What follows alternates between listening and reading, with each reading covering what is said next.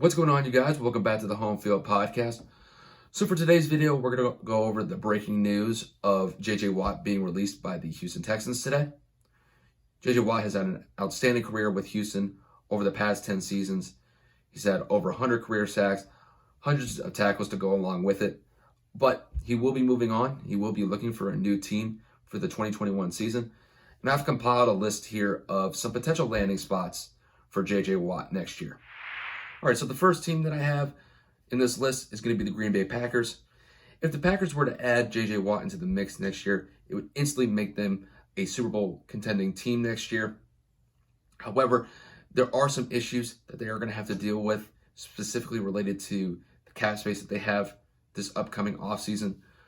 As of right now, they're about $30 million against the cap right now. They would have to either let go or restructure some contracts to accommodate for Watt, which could include somebody like letting Aaron Jones walk in free agency.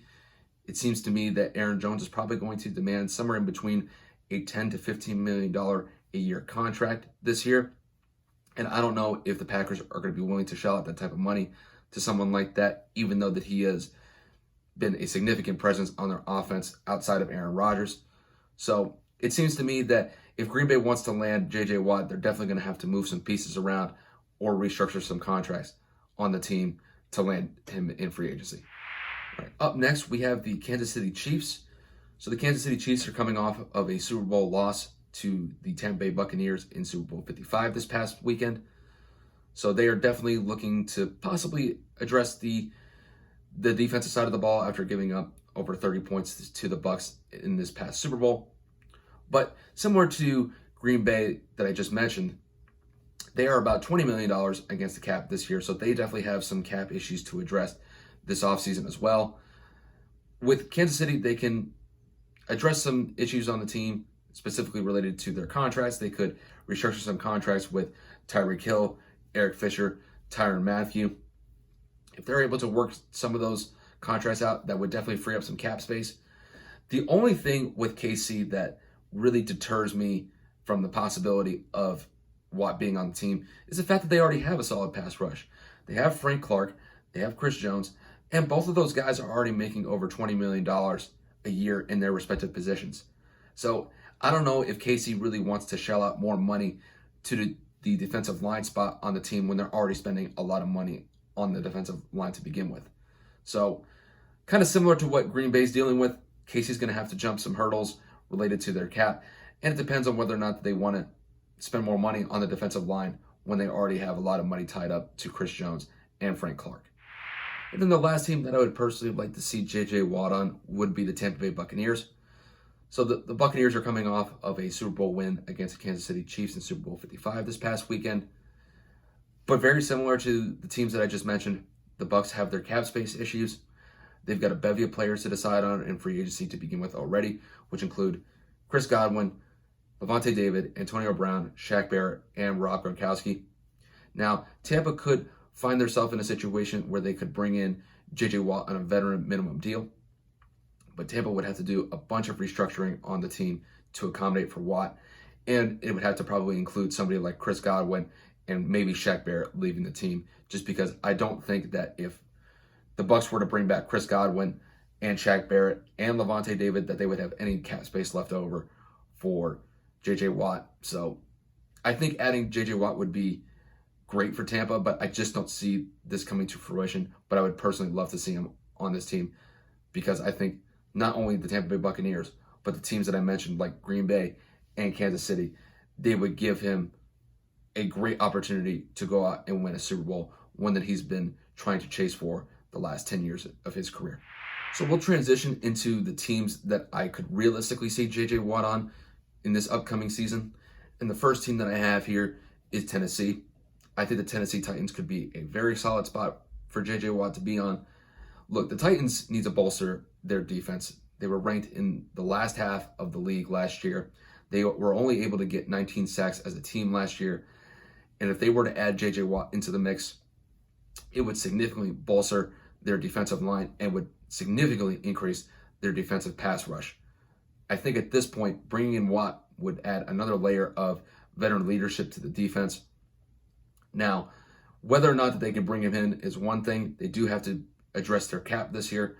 They're just above the cap threshold this year. I believe they have somewhere in between about $500,000 to $750,000 in cap space before they start this NFL offseason.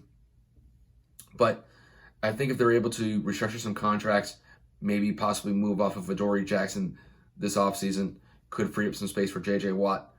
But I think right now Tennessee is a team that is looking to add some depth to their defensive line, and I think adding Watt would be a solid option for them.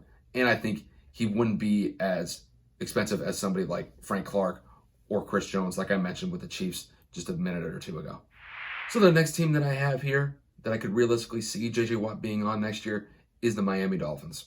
I think Miami could be one of the better landing spots for Watt, simply because they're a team on the rise led by Brian Flores. They didn't make the playoffs last year, but they were a solid team, finishing the year off at 10-6.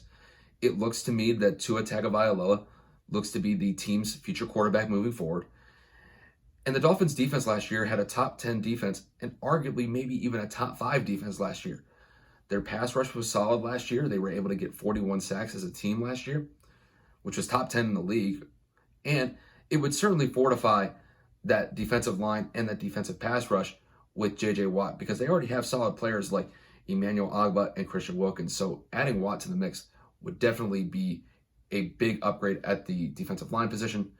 They have the cap space to bring Watt in. As of right now, they have about $30 million in cap space. So they definitely have a solid shot of landing him in free agency if they decide to pursue him this year.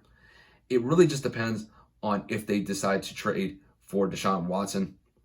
There are rumors flying around that maybe the Dolphins could be pursuing Deshaun Watson in a trade this offseason. But if they decide to stick with Tua for the near future, I think adding J.J. Watt would be a solid option for the Dolphins to pursue here. So the last team that I could see J.J. Watt realistically being on is the Indianapolis Colts for next year. The Colts are an interesting landing spot simply because their main priority right now is going after a quarterback for their future. But as it stands right now, the Colts have about $70 million in cap space. And if they do land somebody like Sam Darnold or Carson Wentz via trade, it definitely does take a chunk out of their cap space for this offseason. And they do have other free agents that they may want to possibly retain, which include T.Y. Hilton, Xavier Rhodes, and Malik Hooker. But if they were to add J.J. Watt into the mix, I think it bolsters their already stout defensive line. You already have a great defensive line with DeForest Buckner and Justin Houston. You add J.J. Watt into the mix, it could create arguably the best defensive line across the league. I think if they were to add J.J. Watt, it'd be great for the Colts moving forward defensively. But kind of like I said at the top of the discussion with the Colts here, their main priority right now is focusing on a quarterback. I think once they're able to get that taken care of, they can possibly move on to J.J. Watt if he's still available. And if they were to add him to the mix, I think it would be a great move for them. And like I said, they do have the cap space to go after him. So that is an option that I could see for the Colts down the road. So that'll wrap it up from here, you guys. I want to thank you guys and appreciate you guys for tuning in and watching this video. If you guys like this video, please like, comment, and subscribe to the channel. I definitely appreciate it. I know Kevin does. I know Kevin wasn't available to do this video with me.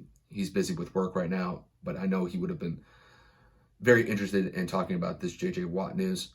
But he will definitely be back for the podcast episodes that we do next week. We'll probably do at least 2 episodes next week, so definitely stay tuned for that. Like I said, that'll wrap it up for me, you guys. Thank you guys, and I appreciate you guys tuning in, and I'll see you guys later.